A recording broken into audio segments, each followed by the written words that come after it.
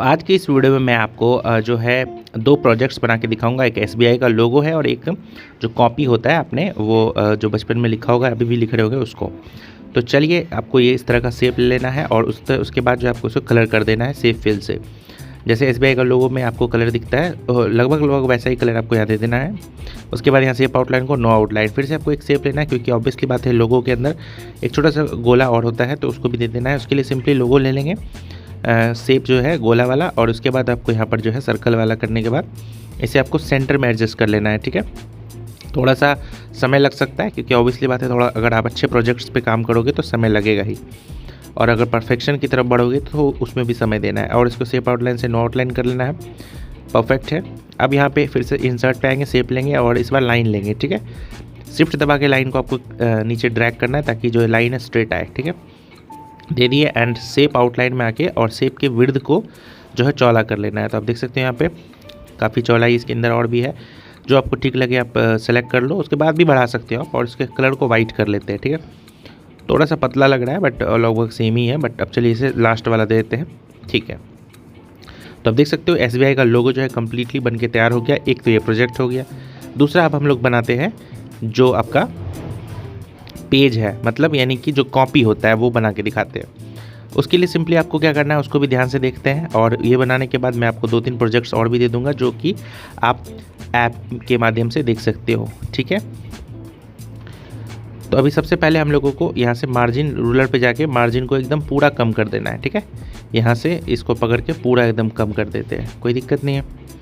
अब इसके बाद जो है हम लोगों को ये मार्जिन को कम करने के बाद अब क्या करना है, हम लोगों को एक टेबल लेना है। टेबल कैसे लेंगे, तो उसके लिए सिंपली आपको जो है इंसर्ट पे आ जाना है। इंसर्ट पे ही आपको टेबल मिलता है, और उसके बाद टेबल पे आ जाना है, और टेबल पे आने के बाद आपको एक सिंगल कॉलम पूरा नीचे तक ले लेना है। ठीक है, जैसा कि आप देख रहे हो यहाँ पे, जैसे मैं ले रहा हूँ वैसे ही आपको लेना है बिल्कुल। ठीक है, अगर आपको कोई स्टेप छूट जाए तो आप पीछे जाके देख भी सकते हो।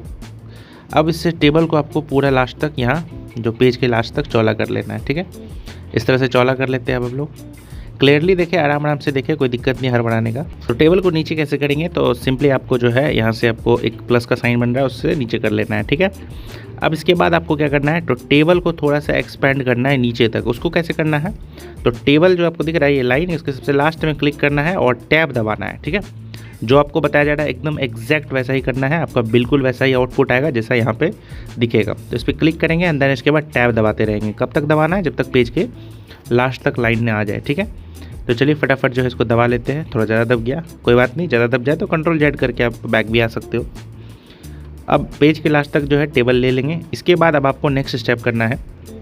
अच्छा, नेक्स्ट स्टेप में क्या है कि आपको जो है ऊपर में आप देखे होंगे पेज के ऊपर ये जो लाइन स्टार्ट होता है वो रेड लाइन आता है, पहला लाइन रेड होता है। वो कैसे करेंगे, तो आपको यहाँ पेन का कलर रेड लेना है। टेबल पर जैसे क्लिक करोगे डिज़ाइन टैब आ जाएगा, उसके बाद कलर ले लेना है रेड।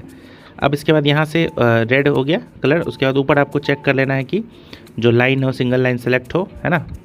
तो चलिए ठीक है, यहाँ सिंगल लाइन ही सेलेक्ट है, डिज़ाइन जो है। अब इसके बाद आपको इसी लाइन के सिमिलरली जो है आपको ये पेंसिल को चलाना है। बस जैसे चला के छोड़ दोगे रेड हो जाएगा, कोई दिक्कत नहीं है।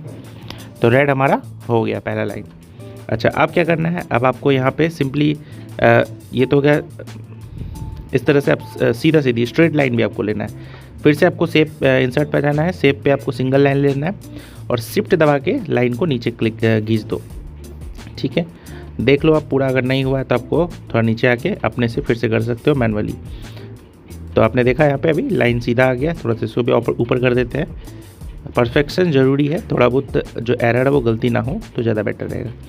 अब इसको जो हम लोग रेड करेंगे, तो इसको भी रेड करने का तरीका आसान है। शेप आउटलाइन पे आना है और रेड कलर कर देना है। अगर इसके थिकनेस को मोटाई को बढ़ाओगे तो विड्थ से आप बढ़ा सकते हो, बट ज़रूरत लगे तो आपको बढ़ाना है, नहीं तो कोई बात नहीं। तो चलिए 1 पॉइंट बढ़ा देते हैं और कंट्रोल डी करना है, डुप्लीकेट हो जाएगा लाइन। और उसके बाद उसको भी आपको यहाँ पे प्लेस कर देना है साइड में, दोनों को सटा के थोड़ा सा डिस्टेंस दे देते हैं ताकि मार्जिन छोटा हुआ रहे। ऐसा ही तो कॉपी में रहता है बिल्कुल।